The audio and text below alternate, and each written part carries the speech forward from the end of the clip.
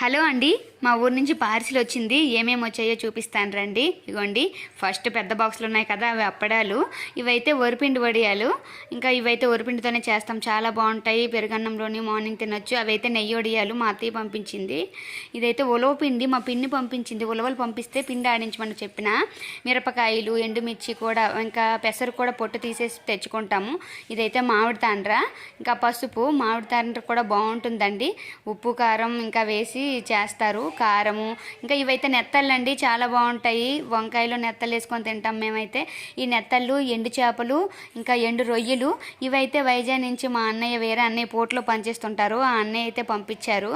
ఇంకా ఇవైతే సోడిపిండి అండి, ఊర్లో నుంచి మా అమ్మ పంపించింది. సోగిపిండితో చేయొచ్చు కదా, నువ్వులు. ఇంకా మినపప్పు కూడా తెచ్చుకున్నాను, పొట్టు తీసేసి వేపేసి. అవైతే సున్నుండలు చేసుకోవచ్చు. ఇదైతే ఆశివి పంపించింది, కృతిన్ వాళ్ళ ఫ్రెండ్, తనైతే పంపించింది. వాళ్ళు బక్కగా ఉన్నారంట, తినమని చెప్పి. ఇదైతే మొత్తం మా ఊరు నుంచి వచ్చేసిందండి పార్సిల్. మీకు తెచ్చుకున్న